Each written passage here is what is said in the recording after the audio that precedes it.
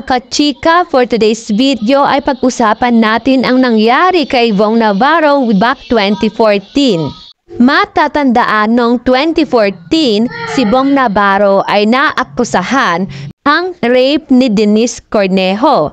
Ayon kay Denise Cornejo, si Bong Navarro ay nagpapakita ng motibo para gawin ito. Nagsimula ang lahat ng issue ay nang pumunta si Bong Navarro sa kondo mismo ni Denise Cornejo. At pagpunta nga niya doon, kala niya ay si Denise Cornejo lang ang nandun, pero nandun din pala si Lee at ang kanyang kasamahan.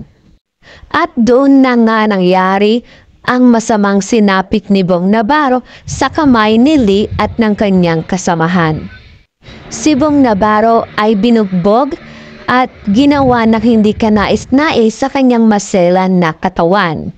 At ang mga sospek ay humihingi pa umano ng pera mula kay Bong Navarro. At pinagbabantaan din ito na kapag nagsumbong ay idadamay ang kanilang buong pamilya.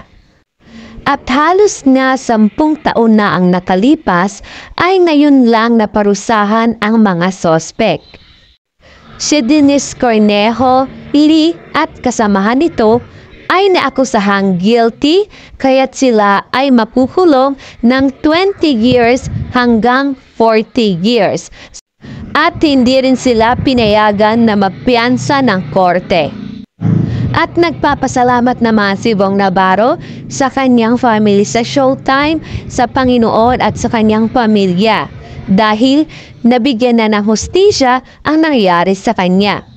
At nang lumabas nga ang picture ni Denise Cornejo sa social media, ay sari-saring reaksyon ang komento dito dahil nag-iba daw di umano ang itsura nito noong 2014 at ngayong 2024. Ang sabi ng iba, sa Denise Cornejo ba talaga yan?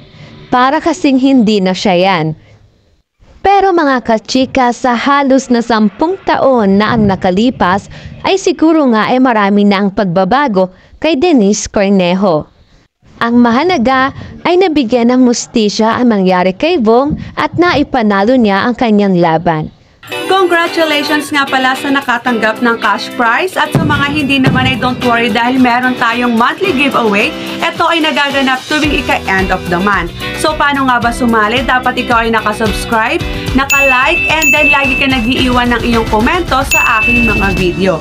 At magkakaroon ka na ng chance na manalo ng ating cash prize.